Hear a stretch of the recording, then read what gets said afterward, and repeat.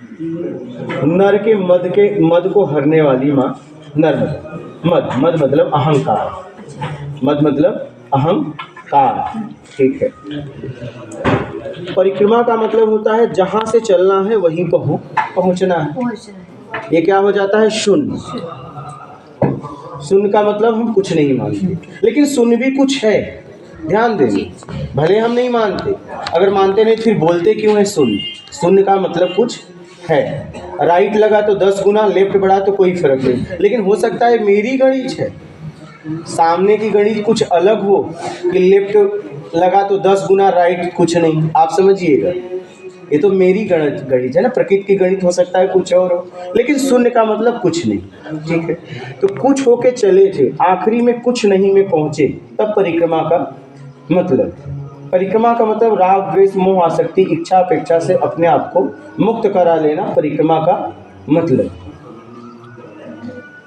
राग द्वेष क्यों आता है? जब मुझे जरूरत से ज्यादा कोई कुछ देता है तो राग आता है। राग क्यों आता है? क्योंकि उसका एहसान हो गया मुझे, तो उसका दबाव आता है। जब भी उसकी चर्चा होगी, अगर वो बुरा भी रहेगा तो हमें अच्छा बोलना पड़ेगा, क्योंकि अगर मांग लेगा तो लौटा नहीं पाएंगे, सच बोल भी नहीं पाएंगे।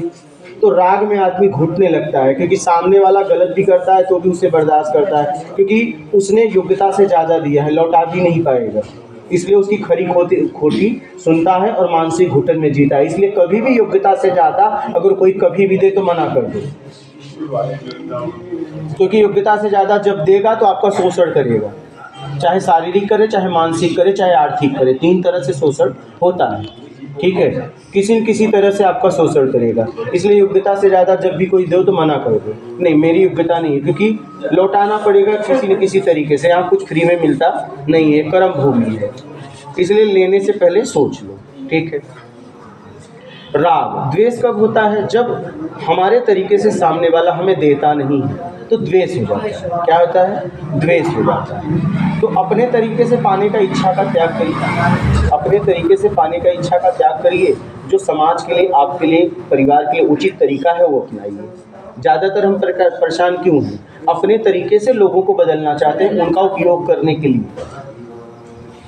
काश उनके हित में वो जो होता उस तरह उनको बदलते, लेकिन नहीं, हमारी परेशानी का कारण यही है, तो मेरे तरीके से बदल जाओ, मैं जैसा कर रहा हूँ वो ठीक है, जैसा समाज के लिए आपके लिए उचित फैसला है वो लो ना।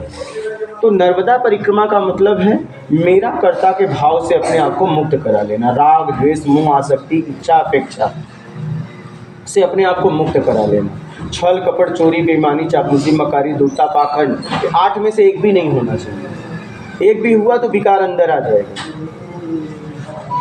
8 करने से विकार आते हैं। क्या विकार आते हैं? वस्तुएं चली की चली जाएंगी, आप सच बोल के लिए हो, झूठ बोल के लिए हो, उसका अचेतन मन में जमा हो जाएगा वो विकार, और आपको भोगना पड़ेगा। इसलिए सोच समझ के। तो परिक्रमा का मतलब यही निर्विकार हो जाना। क्या? निर्विकार हो जाना, अपने परम स्थिति को उपलब्ध हो जाना। कुछ होके चले थे, कुछ नहीं में पहुंचे, परिक्रमा का मतलब है, क्योंकि जहाँ से चले थे वहीं पहुंचना है। ये मिटने की यात्रा है, अपने आप को मिटा देना है। अपने आप को क्या? जो अहंकार में हमने परिचय बनाया, परिचय बनाने में जो अहंकार है कि देखो मैं आपसे आगे तुम पीछे, ये बड़ा छोटा का जो अहंकार है उसको मिटा देना परिक्रमा का मतलब है। समभाव समदृष्टि में आ जाना परिक्रमा का मतलब। नर्मदे हर, नर के मद को हरने वाली मां नर्मदे हर। तो मद मतलब अहंकार, अहंकार को छोड़ने के लिए परिक्रमा किया जाता है। ये है नर्मदा परिक्रमा का मतलब, अपने परम स्थिति को उपलब्ध हो जाना, मेरा कर्ता के भाव से मुक्त हो जाना, ये मैं की यात्रा है। परिक्रमा में आपके साथ कोई हो जाए चलेगा, आप किसी के साथ हुए तो गए, क्या मानवता के नाते अगर किसी का सहयोग कर दो, लेकिन किसी के साथ ना हो, क्योंकि यहाँ आपको अपने साथ होना है। और जैसे ही आप किसी के साथ हुए गए, क्योंकि मेरा में फंस गए, चले थे मेरा से मुक्त होने, यहाँ भी तुमने मेरा बना लिया। कम थे क्या मेरे लोग?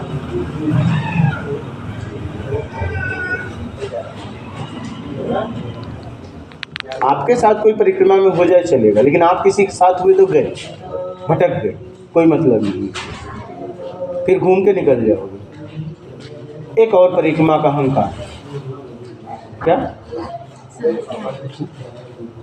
पता है? लोग कहते हैं मार्कंडेय ऋषि की परिक्रमा पूरी नहीं हुई। सबसे शुरुआत उन्होंने किया था नर्मदा परिक्रमा का, और लोग कहते हैं उनकी परिक्रमा पूरी नहीं हुई। क्यों नहीं पूरी हुई पता है? क्योंकि कुछ होके चले थे और रास्ते में कुछ नहीं हो गए, खत्म हो गए, तो उनकी परिक्रमा पूरी कहाँ होगी? तो रास्ते में जिसलिए निकले थे वो रास्ते में ही हो गए। आप समझ रहे हैं? क्योंकि रास्ते में ही हम भाव से मुक्त हो गए, वो रहे कहाँ परिक्रमा पूरी हुई।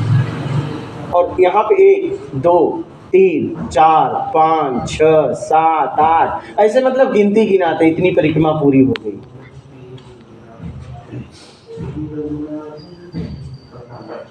एक ही क्लास में कितने साल तक पढ़ोगे?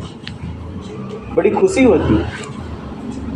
आप बता रहे हो मैं एक ही क्लास में 1 साल 2 साल 3 साल 4 साल 5 साल 6 साल पढ़ ही रहा हूँ, और फिर पढ़ना है उसी में फिर पढ़ना है क्या? उसी क्लास में मुझे फिर पढ़ना है। इतनी परिक्रमा हो जा रही है। और परिक्रमा का अहंकार बांध दिया। क्या पहले कम अहंकार था क्या जीवन में? अच्छा, जब से पैदा हुए पैदल ही तो घूम रहे हो। यहाँ पे अगर 40 50 60 चल रहे हो तो कौन सी बड़ी बात है? पैदल ही तो चल रहे हो। कौन सी पैदा हुए तभी तो चलना चालू है। आज नया है क्या ये? राग द्वेष को जांचिए। कोई सेवा कर रहा है, क्यों कर रहा है? उसके प्रति राग क्यों हो रहा है? कोई नहीं किया तो उसके प्रति द्वेष क्यों? क्योंकि यहाँ मुझे वो भी नहीं जानता, वो भी नहीं जानता। जो मुझे अशब्दों का प्रयोग कर रहा है वो भी नहीं जानता, जो उचित शब्दों का प्रयोग कर रहा है वो भी नहीं जानता। एक को स्वीकार कर लेते हैं कि देखो माँ नर्मदा कितना आशीर्वाद है, इतना सेवा हो रहा है, और एक को अस्वीकार करते हैं। तो जब माँ नर्मदा की कृपा है तो दोनों को स्वीकार करो ना, द्वेष को भी, राग को भी। अगर कोई आपका अपमान भी कर रहा है तो उसको भी स्वीकार करो, मान कर रहा है तो उसको भी स्वीकार करो, अपमान कर रहा है उसको भी स्वीकार करो। अपमान होता है तो कहते हो तुमने क्यों किया, और सेवा होती है तो कहते हो देखो माँ नर्मदा कितनी बड़ी कृपा है, इस कृपा को नहीं स्वीकार क्यों नहीं किया? ये भी तो कृपा हुई।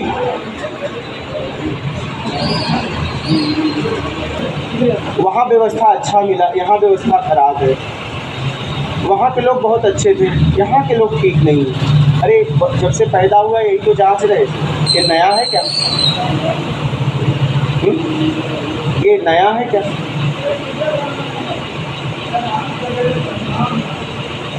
यही तो हम जांच रहे, अच्छा बुरा अच्छा बुरा। यहाँ भी जांच रहे, कौन सी बड़ी बात? या यही जांचने निकले थे।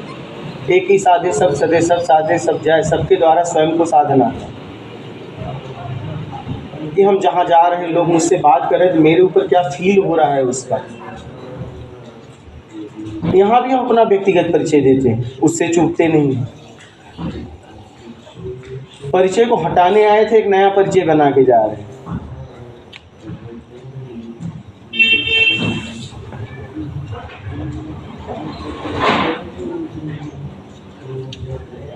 समझ रहे हैं?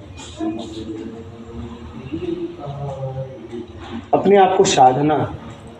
स से साधु, धू से धूल। साधु, साधु का मतलब साधु का स से साधु, धू से धूल। जिसने अपने आप धूल को हटा दिया, उन विकारों को, वो साधु। साधु का मतलब सरल और सहज, जो सरल हो जाए। सरल मतलब क्या? माँ नर्मदा क्यों पूजनी है? उन्होंने गटर को भी स्वीकार कर लिया, नदियों को भी स्वीकार कर लिया। अच्छे बुरे दोनों को जो स्वीकार कर ले वो महान।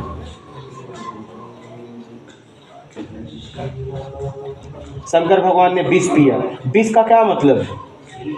अपमान के घूंट को पीते हुए भी हंस के जवाब दो, वो आप तब आपकी महानता है। अच्छे शब्द में तो सब अच्छे जवाब ही देते हैं, कौन सी बड़ी बात?